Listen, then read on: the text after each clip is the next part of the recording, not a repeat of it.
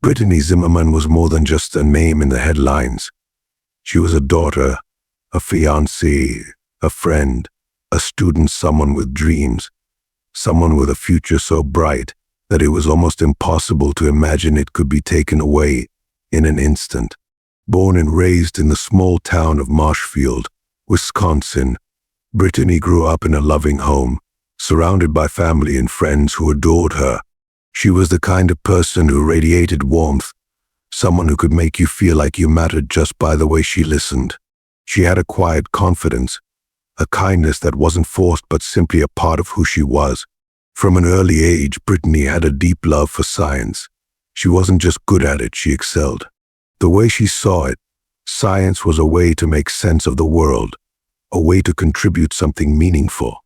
She was fascinated by the intricacies of biology, the complexities of the human body, and the invisible battles fought within it every single day.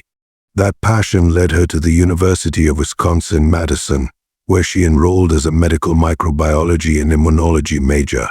She wasn't just going to college to earn a degree, she was on a mission.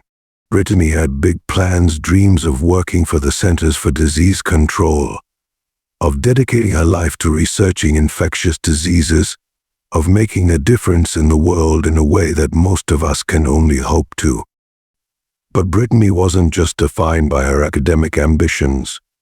She was engaged to the love of her life, Jordan Gonnering, and together they had built a life full of love and laughter. They were high school sweethearts, the kind of couple that just made sense.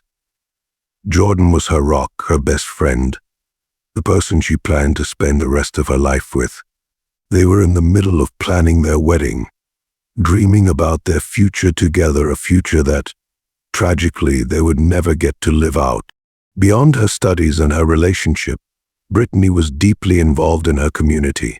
She had a heart for helping others, volunteering in various programs, always looking for ways to make someone else's day a little brighter. She wasn't the kind of person who needed recognition for her kindness. She did it because it was simply who she was. Whether it was tutoring other students, assisting at local shelters, or just being there for her friends when they needed someone to talk to, Brittany embodied the kind of compassion that's rare in this world.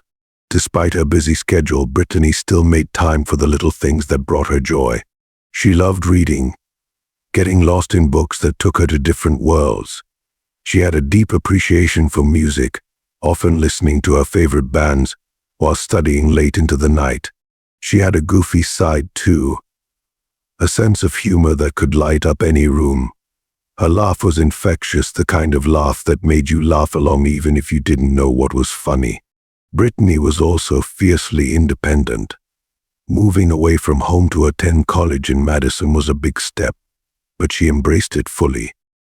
She loved the city, the energy of it, the sense of possibility. She lived off campus with Jordan in a small apartment, their own little space where they could dream about the life they were building together. She was responsible, hardworking, and driven, but she also knew how to have fun. She wasn't just a student, she was a young woman full of life, full of promise.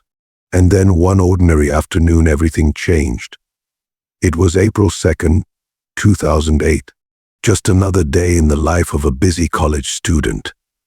Brittany had gone to her morning classes, taken notes, participated in discussions. She had plans, things she needed to do, assignments to complete, maybe even a quiet evening with Jordan when he got home. Nothing about that day seemed unusual. Nothing hinted at the unimaginable tragedy that was about to unfold. She returned to her apartment, just like she had done countless times before. Maybe she dropped her bag on the floor, let out a deep breath, thinking about what she needed to get done. Maybe she looked out the window for a moment, enjoying the stillness before diving back into her studies. And then, in a matter of moments, her world shattered. We know that Brittany made a 911 call that day, a call that should have saved her life, a call that captured her desperate screams, the struggle, the horror of what was happening. But that call, her final plea for help, was dismissed. The dispatcher didn't send anyone. No police, no rescue, nothing. Brittany was left to face the unthinkable alone. What happened next is something that haunts everyone who has ever heard her story. She was attacked in her own home, a place that should have been safe.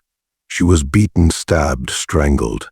Every detail of that crime is horrific, every moment of it undeserved. She fought.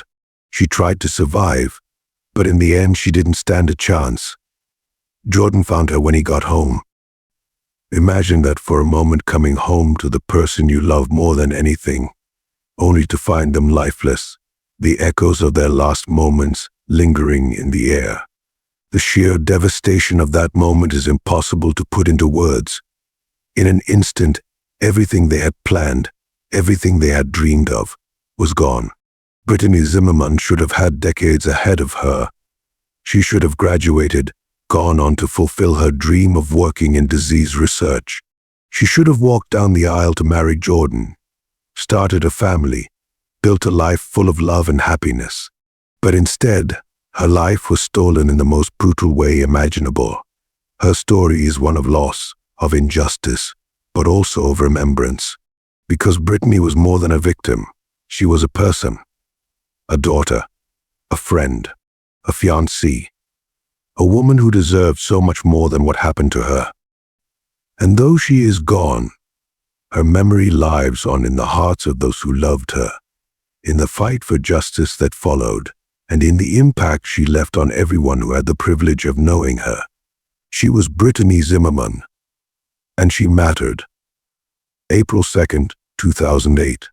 It started like any other day, a Wednesday, nothing particularly special about it. Just another spring day in Madison, Wisconsin. The snow had mostly melted, leaving behind the damp, chilly air that signaled the slow arrival of warmer weather. Students at the University of Wisconsin-Madison were deep into their spring semester, caught up in the usual cycle of classes, assignments, and social lives. Life in the college town moved at its usual pace, with the energy of young students filling the streets, coffee shops buzzing with conversation, and libraries packed with students preparing for upcoming exams. It was a day that should have been like any other. For Brittany Zimmermann, that Wednesday was just another busy day in her life as a college student. She had woken up, probably groggy from another long night of studying. Like so many other students at her university, she had a lot on her plate: classwork, assignments, and the usual stresses of being a young adult, balancing academic responsibilities with personal life. But Brittany was the kind of person who handled it all with determination. She was ambitious, focused, and full of plans for the future. She had dreams of working in medical research, making a difference in the world through science. She had a fiancé she loved deeply, a life she was building, a world of possibilities ahead of her. That morning, Brittany went about her usual routine. She attended her classes, taking notes, participating in discussions, just another student among thousands, unaware that this would be the last ordinary morning of her life. Maybe she grabbed a coffee, exchanged a few words with a classmate, or sent a quick text to her fiancé, Jordan Gonnering. Just simple, everyday moments that, in hindsight, feel almost unbearably tragic. Because when you know what happens next, even the smallest details seem significant. At some point, Brittany made her way back to the off-campus apartment she shared with Jordan. It was a little place, cozy, filled with the comfort of a life shared with someone she loved. Jordan wasn't home that afternoon. He had things to do, places to be. Maybe she walked in, dropped her backpack by the door, let out a sigh of relief after a long morning of lectures. Maybe she planned to take a short break before diving back into her studies, to heat up some leftovers or call a friend. It was just another normal afternoon, a moment of calm before the nightmare began. And then, something went terribly wrong. We don't know the exact sequence of events, but what we do know is that at 12:20 p.m., Brittany made a 911 call from her cell phone, a call that should have been her lifeline, a call that should have brought help running to her door.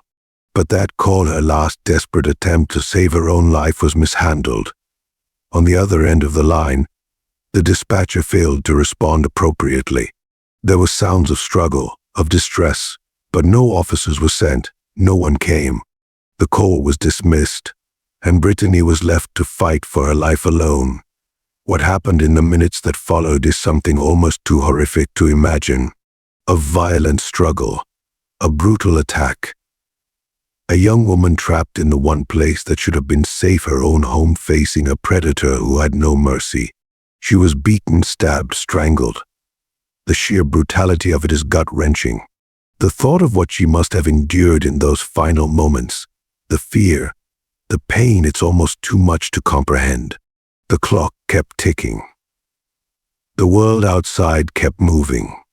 People walked past her apartment, completely unaware that inside, just behind those walls, something unthinkable was happening. No one knew. No one came. It wasn't until later that afternoon, when Jordan arrived home, that Brittany was found. Imagine that for a moment. Coming home, expecting to see the person you love, only to walk into a nightmare. To find the person you were planning to spend forever with lying there, lifeless. The weight of that moment is something impossible to put into words. The shock, the devastation, the sheer helplessness. The sirens came too late. The officers arrived after it was already over, and that 911 call, Brittany's desperate plea for help, became one of the most haunting aspects of this entire case. Because help should have arrived. Help was supposed to be there. If someone had listened, if someone had responded, maybe, just maybe, Brittany would still be alive. April 2nd, 2008, started as just another day. But by the time the sun set, it had become something else entirely, a date forever etched in tragedy. A day that changed everything for Brittany's family, for her friends, for Jordan, for the entire Madison community. It became the day that stole a bright young woman's future, the day that turned a place of learning and promise into the backdrop of a brutal crime scene. For Brittany, April 2nd, 2008, should have been another step toward her future. She should have gone to bed that night, tired from a long day of studying, already thinking about the next one. She should have gone on to graduate, to build the career she had dreamed of, to get married, to live the life she had been planning. But instead, her life was taken. And April 2nd, 2008, became a day of loss, of grief, of unanswered questions, and unbearable sorrow. And the worst part, it didn't have to happen. Brittany did everything she was supposed to do. She called for help, she tried, she fought, but she was failed in the worst possible way. And that's what makes this case so devastating. It's not just that she was taken too soon. It's that maybe, just maybe, she didn't have to be. That maybe with a different decision, with a different response, April 2nd, 2008, could have just been another normal day in Brittany Zimmermann's life. Brittany Zimmermann was a creature of habit. She had her routine, her schedule, her way of navigating the demands of college life. That Wednesday, April 2nd, 2008, was no different, or at least it wasn't supposed to be. She had attended her morning classes at the University of Wisconsin-Madison, taking notes, listening to lectures, planning out her assignments in her head. It was just another day, another step toward the future she was building for herself, a future that, in just a matter of hours, would be stolen from her in the most violent and senseless way imaginable. After finishing up on campus, Brittany made her way home to the off-campus apartment she shared with her fiancé, Jordan Gonnering. Their apartment was supposed to be their sanctuary, their little space away from the demands of school, a place filled with love and the excitement of a life they were building together. She had no reason to feel unsafe. She had walked that route before. She had unlocked that door 1,000 times. It was home. Maybe she walked inside, dropped her bag near the door, and sighed in relief after a long morning of classes. Maybe she planned to take a quick break before diving back into her studies. Maybe she had no idea, no way of knowing that in just minutes she would be fighting for her life. We don't know the exact moment it happened. We don't know if Brittany sensed something was wrong before the attack began, if there was a sudden noise, a shadow where there shouldn't have been one. But what we do know is that Brittany was not alone in her apartment that afternoon. Someone was there, someone who had no right to be. What happened next is something none of us can truly comprehend. There was a struggle, a fight for survival. Brittany was not the kind of person to give up easily, and we know that she fought. She must have fought with everything she had. But her attacker was brutal, merciless. She was beaten, she was stabbed, she was strangled. Every moment of it was pure horror. And then, in the midst of this unimaginable nightmare, Brittany did something incredibly brave. She managed to call 911. She found a way, even in the chaos, even in the pain, to reach for her phone and make that call. That call should have saved her life. It should have been the moment everything changed. The moment officers were dispatched to her apartment. The moment sirens filled the streets as help rushed to her side. But that didn't happen. The call went through. On the other end of the line, the dispatcher heard what was happening, sounds of distress, a struggle, something clearly, unmistakably wrong. But no one was sent. The call was ignored, dismissed, and Brittany, alone, was left to face the final moments of her life with no one coming to help her. We can only imagine what was going through her mind in those last seconds. Did she still believe someone would come? Did she hold on, waiting, hoping for the sound of footsteps in the hallway, the voice of a police officer telling her it was going to be okay? Did she think of Jordan, of her parents, of the people she loved? Did she have any final thoughts, any final words? By the time the attack ended, Brittany was gone. The person she had been, the brilliant student, the loving fiancée, the kind-hearted friend, the young woman who had spent the morning in class just like any other college student, was gone. And outside, the world kept moving. People walked by her apartment, unaware that inside, just behind those walls, something unspeakable happened. Hours later, Jordan came home. He walked in expecting to see Brittany, maybe to talk about their day, to share a meal, to just exist together in the quiet comfort of their home. Instead, he found her lifeless. The shock, the horror, the unbearable grief of that moment is something beyond words. In an instant, his entire future, the life they had planned, the wedding, the dreams, was ripped away. And here's the most heartbreaking part. It didn't have to happen. Brittany did what she was supposed to do. She tried to get help. She called 911. She fought. But the system failed her. No one came.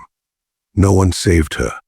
Her apartment, the place where she should have been safest, became the site of an unspeakable crime. The place where she had planned her future, studied for her exams, laughed with her fiancé, became the place where her life was taken. Brittany Zimmermann should have walked out of that apartment later that day. She should have gone on with her routine, met up with friends, talked to her family, lived her life. But instead, she became a name in the headlines.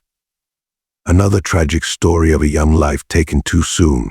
But Brittany was more than a crime victim. She was a person, a daughter, a fiancée, a friend, a student with dreams of making a difference in the world.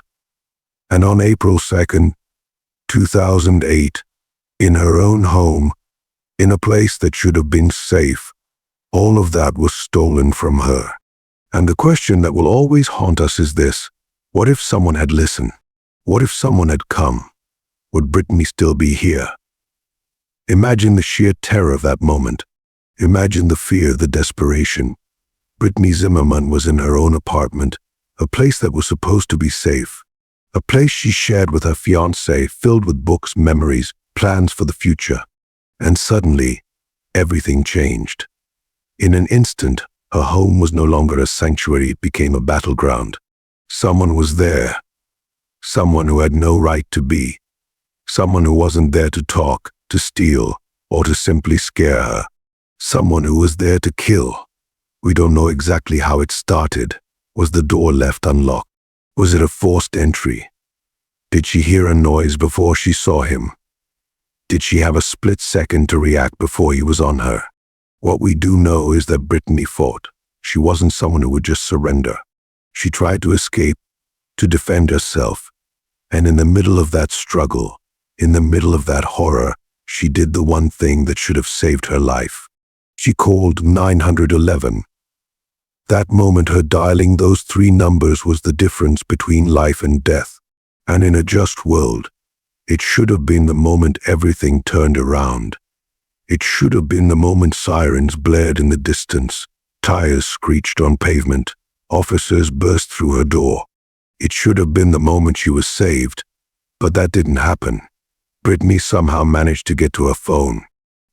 We don't know if she had it in her hand already, if she was able to reach for it while fighting back, or if she managed to break free for just a few seconds, just enough to make that call. But she did it. She dialed 911, and the call went through. Now here's where the story takes a turn that makes this case even more devastating, even more infuriating, because someone answered that call. There was a person on the other end of the line, a dispatcher, the one person who could have sent help, the one person who could have changed everything. Brittany wasn't able to speak, at least, not in a way that the dispatcher recognized as a clear emergency. But the call wasn't silent. There were sounds, background noises, signs of distress. Maybe there were muffled screams. Maybe there were crashing noises, furniture being knocked over, objects falling. Maybe Brittany's own voice, strained, crying out, pleading, was audible, even if just for a second. Maybe there was the sound of a struggle, a movement of something clearly, unmistakably wrong. And yet, the dispatcher didn't respond appropriately. No officers were sent. No one came. The call was dismissed. Think about that. Think about how many times we hear that if you're ever in danger, if you're ever in trouble, you call 911. That's what we're taught from the time we're kids. If something is wrong, you call for help. And that's exactly what Brittany did. She followed the rules. She did what she was supposed to do. And she was ignored. Now put yourself in her place for a second. Imagine being in that moment, brutally attacked, trying to survive, trying to hold on. You call 911, thinking help is on the way. Maybe you manage to keep fighting because you believe someone is coming. Maybe you hold on just a little longer, thinking if you can just stay alive for another minute, just another few seconds, someone will burst through the door and save you. But no one does. Brittany's call for help, the last thing she would ever be able to do to try to save her own life, was lost in the system. It was a call that should have brought officers rushing to her address, a call that should have meant an immediate response, but it didn't. And we will never know exactly how much time passed between the moment Brittany made that call and the moment she took her last breath. Maybe she was still alive when the call ended. Maybe she still had hope. Maybe she was lying there waiting, believing that any second now, someone was going to storm through that door. But the clock kept ticking, and no one came. Later, when the truth came out, when it was revealed that Brittany had actually managed to call for help, but had been ignored, it sent shockwaves through the community. How does something like this happen? How does a call like that get overlooked? How do you hear signs of distress, of danger, of someone's final moments, and do nothing? And the most unbearable question of all, if the dispatcher had acted, if the response had been immediate, could Brittany have been saved? We'll never know the answer to that question. But we do know this: she should have had a chance. She should have had a fighting chance. And she didn't. Because the one call that should have saved her life became just another tragic detail in a case that should never have happened in the first place. And so, Brittany's 911 call, the very thing that was supposed to be her lifeline, became something else entirely. It became a symbol of failure, of a moment where the system broke down in the worst possible way. It became the ultimate what if, in a story filled with them. What if she had been able to say more? What if the dispatcher had listened more carefully? What if the second that call came in, officers had been sent? Would she have been found in time? Would she still be here today? The reality is, we will never know. But what we do know is this: Brittany did everything she could. She fought. She reached out for help. She tried to survive. And she was failed in the worst, most tragic way imaginable. And that is something we should never forget. It was supposed to be just another ordinary day. Jordan Gonnering had no idea that his world was about to shatter in a way he could never have imagined. He had spent the day like any other, going through the usual motions of life, completely unaware that everything had already changed, that the life he had built with Brittany Zimmermann, the woman he loved, had been stolen from him in the most brutal and senseless way. Jordan and Brittany were engaged. They were young in love, building a future together. They had their whole lives ahead of them, plans, dreams, the kind of future that people talk about when they find the person they want to spend forever with. Their apartment was their home, their safe space. It was supposed to be the place where they built their life together, not the place where it would all come to an end. That afternoon, as Jordan made his way home, he must have been thinking about anything but tragedy. Maybe he was thinking about school, about upcoming exams, about what they were going to have for dinner. Maybe he was looking forward to seeing Brittany, to hearing about her day, to just being together in the simple, effortless way two people in love exist around each other. Maybe he was thinking about their future, about their wedding, their plans, the life they had ahead of them. But as soon as he stepped inside, something felt wrong. Maybe the silence was the first thing that hit him. Brittany should have been there. He expected to hear a voice, maybe even just the rustling of her moving around the apartment, the sound of the TV in the background, music playing from her laptop. But there was nothing. Just silence. And then, as he stepped further inside, he saw her. The moment Jordan laid eyes on Brittany, his entire world collapsed. There she was, the person he loved more than anything, lifeless. Gone. He must have rushed to her, desperate, hoping, praying that maybe she was still breathing, maybe she could be saved, maybe this wasn't real. But there was no saving her. The attack had been brutal. She had fought, but she hadn't won. There is no way to put into words what it must have been like for Jordan in that moment, to go from expecting to come home to the love of his life, to instead finding her murdered, her body, her presence, her warmth stolen from him in an act of unimaginable violence. His mind must have struggled to process it, to make sense of what he was seeing. It wasn't supposed to be like this.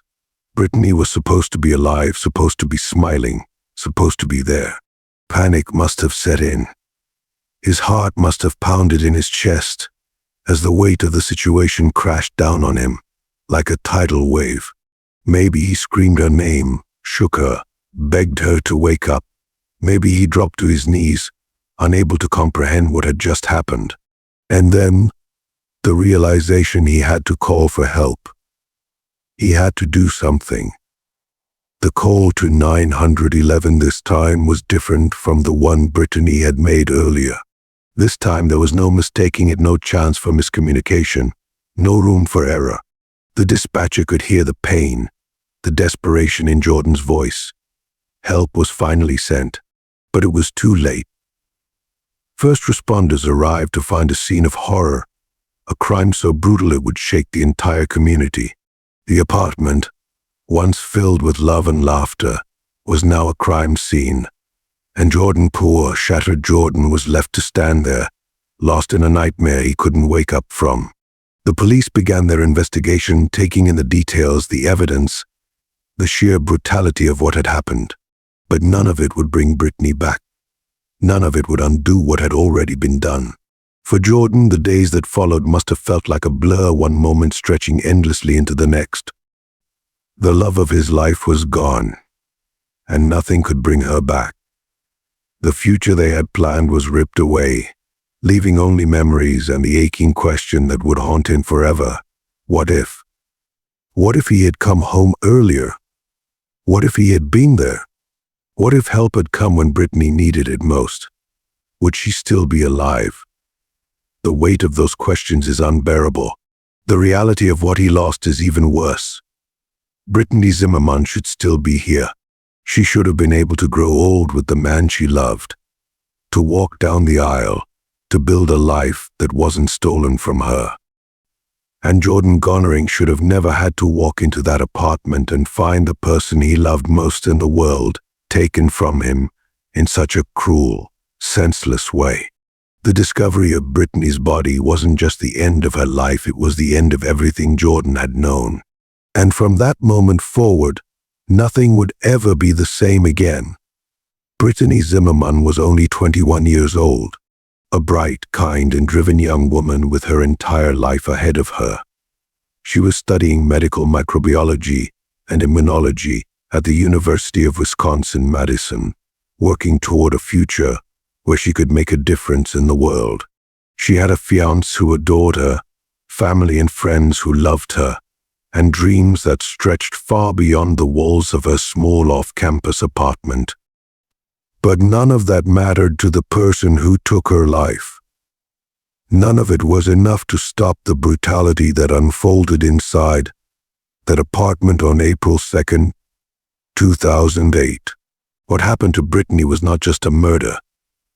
It was something far worse, something violent, cruel, and inhumane.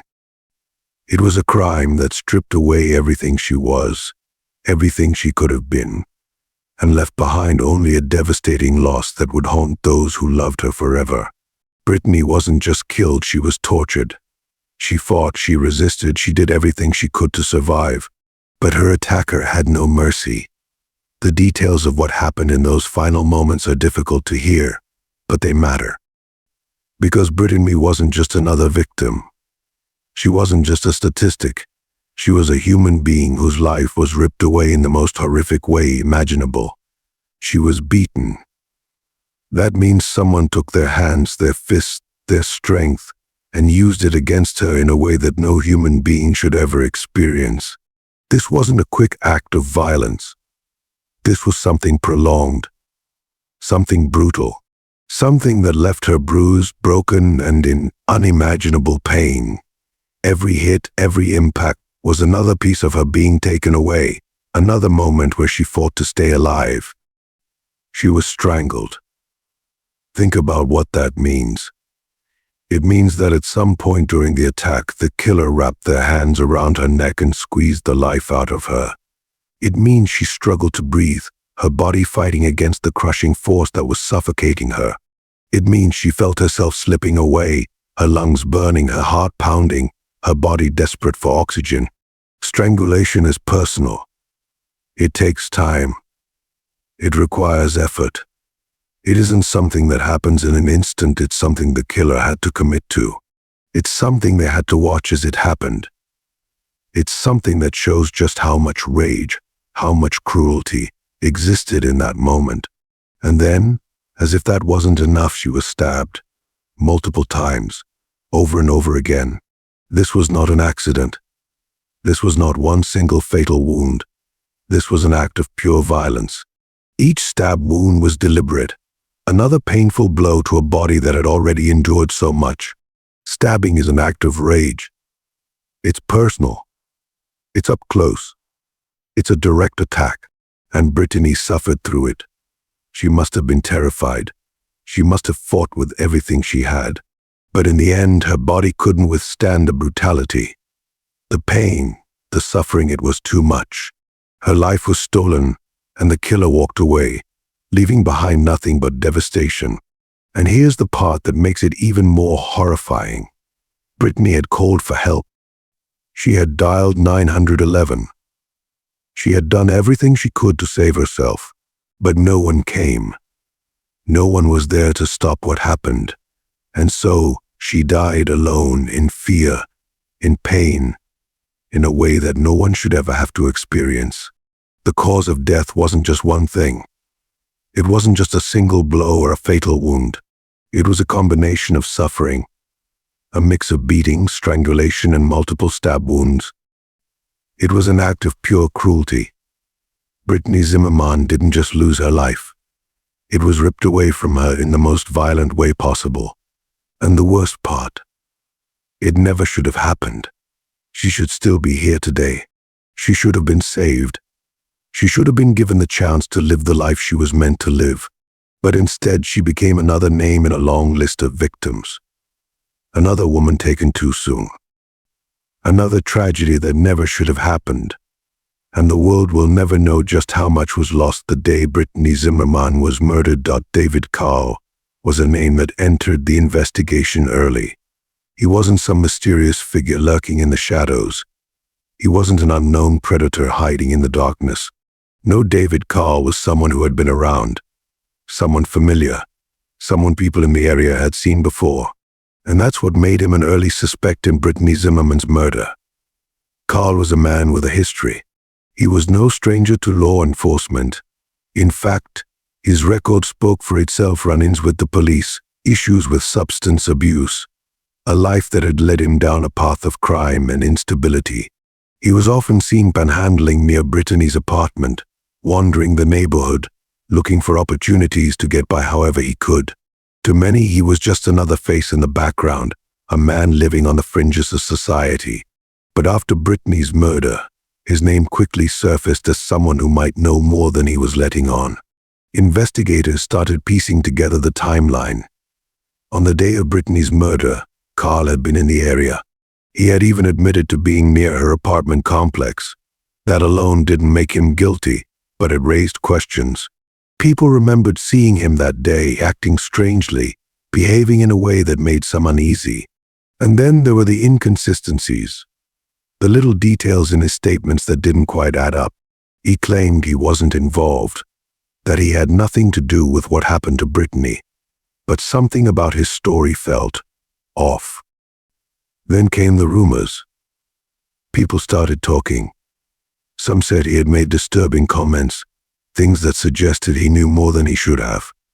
Others claimed he had confessed, at least in a roundabout way, while under the influence of alcohol. It was the kind of talk that made investigators take a closer look. But talk wasn't enough. There was no physical evidence tying him to the crime scene. No fingerprints, no DNA. Nothing concrete that could place him inside Brittany's apartment at the time of the attack. And in a case like this one, so high profile, one that had left an entire community shaken, law enforcement needed more than just suspicion. They needed undeniable proof. And they didn't have it. So despite everything, the rumors, the inconsistencies, the fact that he was in the area at the time of the murder, David Carl remained free. He wasn't arrested. He wasn't charged. Because without solid evidence, the case couldn't move forward. For years, Brittany's family had to live with the frustration of knowing that a man who might have had the answers was still walking free. They had to watch as the case stalled, as leads dried up, as justice remained out of reach. And for Brittany, the young woman whose life had been so cruelly stolen, there was no peace. David Carl was an early suspect. He was someone investigators looked at closely, someone who seemed to fit the profile of a man capable of such violence.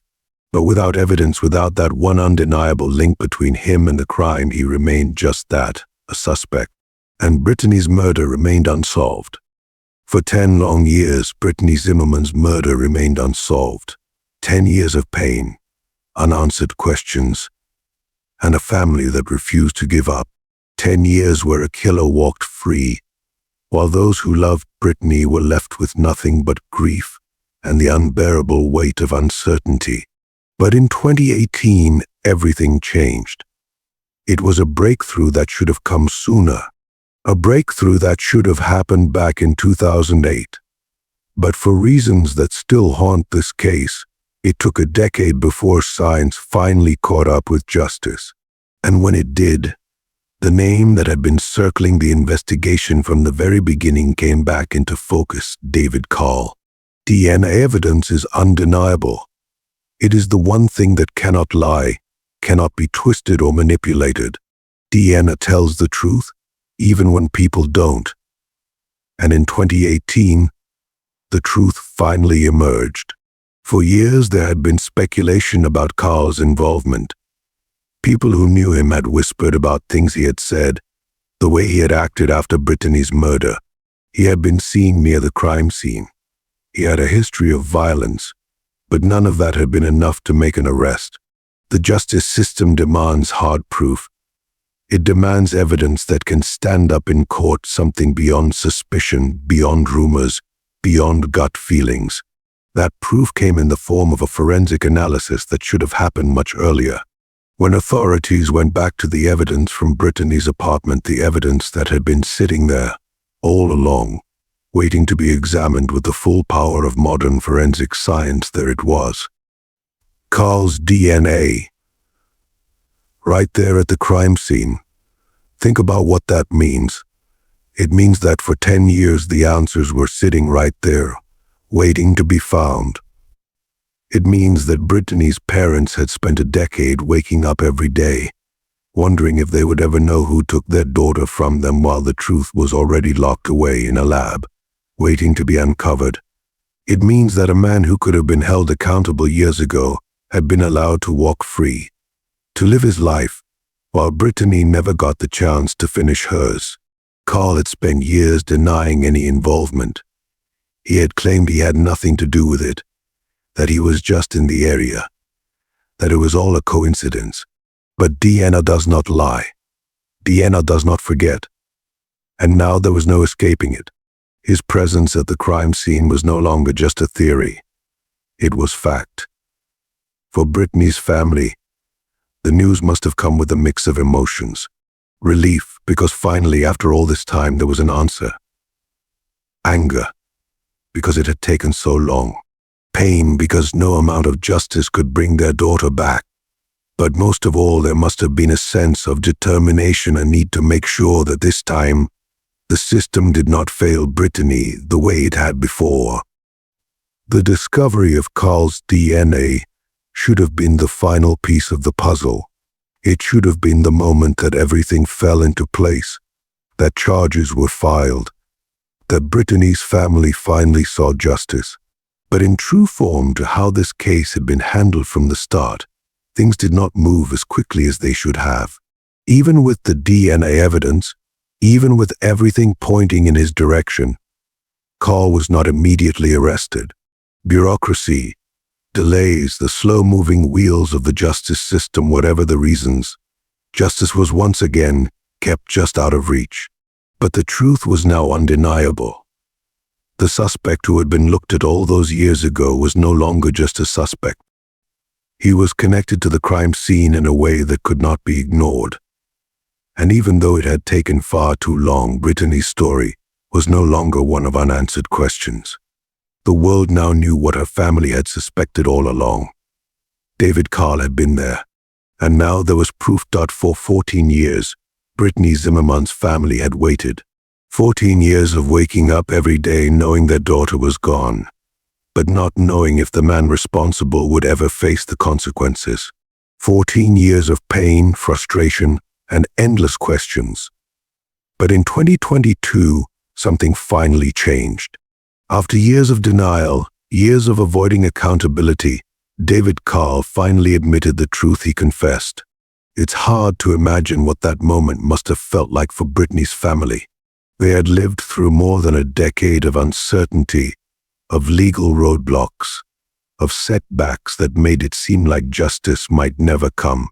And then, after all this time, the man who had been at the center of the investigation for so long, the man whose DNA had finally linked him to the crime scene in 2018, did what he should have done from the very beginning. He pleaded guilty to first-degree intentional homicide. But this confession, it wasn't an act of remorse. It wasn't about doing the right thing. It wasn't about finally giving Brittany's family the truth they deserved. No, this was a man who had spent years avoiding the inevitable. and now backed into a corner by evidence he could no longer deny. He had no choice but to face reality. When Carl stood in that courtroom and admitted what he had done, it wasn't just words.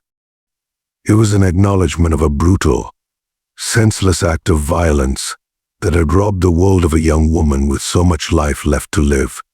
Brittany had been attacked in her own home, a place where she should have been safe.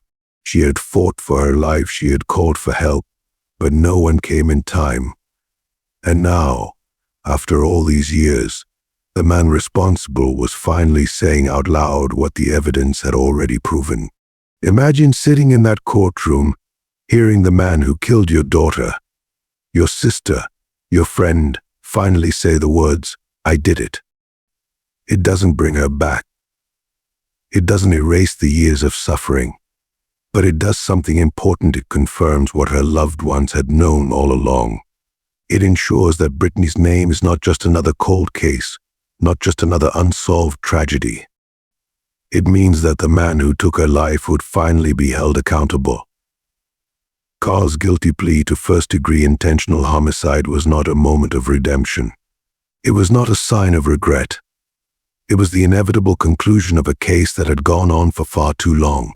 He had spent years dodging the truth, avoiding responsibility, but in the end, the weight of the evidence was too much. He had no other option. For Brittany's family, this moment must have been filled with so many emotions. Relief because at last there was no more doubt, no more delays, no more waiting. Anger because it never should have taken this long. Grief because no amount of justice can bring Brittany back. When Carl pleaded guilty, he admitted to taking away a young woman who had dreams, who had a future, who was loved beyond measure. He admitted to the violence, the cruelty, the horror of what he had done. He admitted to leaving Brittany's fiancé to come home to a nightmare, to leaving her family shattered, to stealing a life that was never his to take. It took 14 years to get here. 14 years of heartbreak. 14 years of knowing, but not having the legal system move fast enough.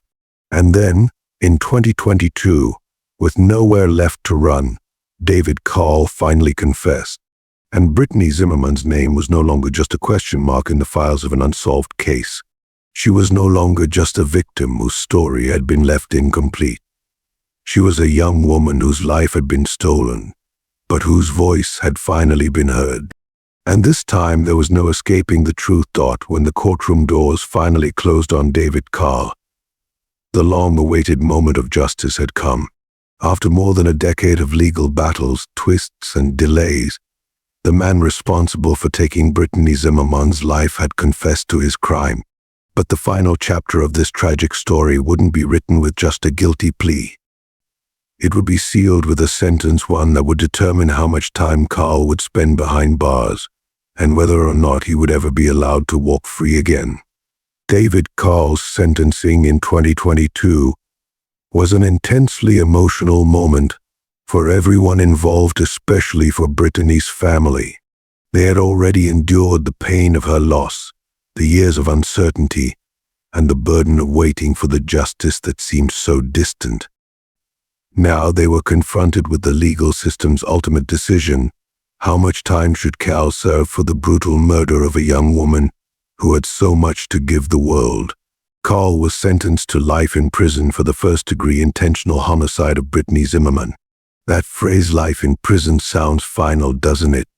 It sounds like closure, like justice has been served and the story has come to an end. But in reality, the concept of a life sentence isn't as clear-cut as it might seem. For many, the term life in prison is synonymous with a permanent punishment. But in the state of Wisconsin, it carries a complicated nuance.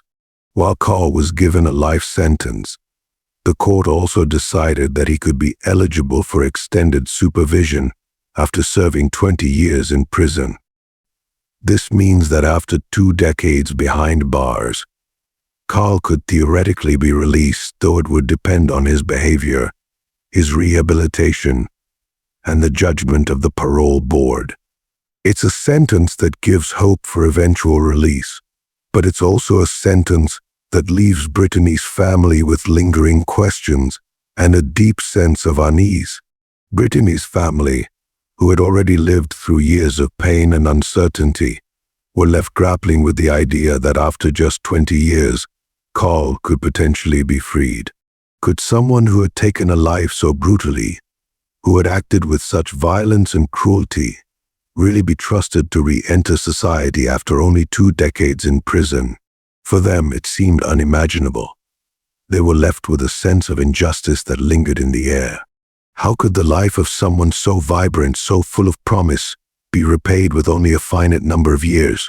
How could a brutal act of violence, a senseless murder, be acknowledged with a sentence that allowed the possibility of freedom?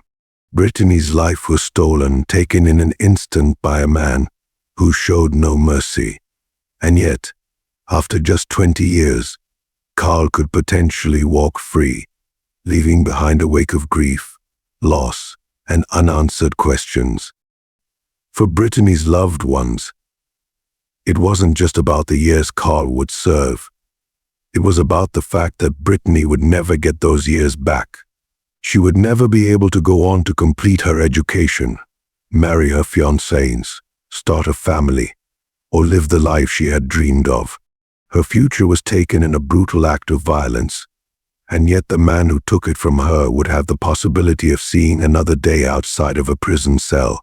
That sense of finality, the fact that Carl's time in prison could one day end, was something Brittany's family would have to live with, despite the pain it caused them. In many ways, the sentence represented a compromise, a way to hold Carl accountable while also allowing for the possibility of redemption, for the possibility of rehabilitation. The court had made its decision based on the law, based on what was within the bounds of the legal system. But for those who knew Brittany, who loved her, who had witnessed the devastation of her loss, it felt like a hollow victory, a sentence that didn't seem to quite match the severity of the crime. In the end, the sentence wasn't just about the man who had taken Brittany's life. It was about the family left behind, the people who had to face every day without the woman they loved. It was about the fear that Carl, after serving just 20 years, might one day walk out of prison, his debt to society seemingly paid. And it was about the deep aches that would always remain in the hearts of those who had to continue living without Brittany, no matter how long Carl stayed behind bars. For Brittany's family, the sentencing was an important moment in the journey toward justice. It gave them some sense of closure, some recognition that the law had acknowledged the cruelty of what had happened to her. But it also left them with questions, with concerns, and with the harsh reminder that the system does not always provide the kind of closure that victims' families so desperately need. The road to justice for Brittany Zimmermann may have reached its final stop in 2022, but for her loved ones, the impact of her murder would echo through their lives forever.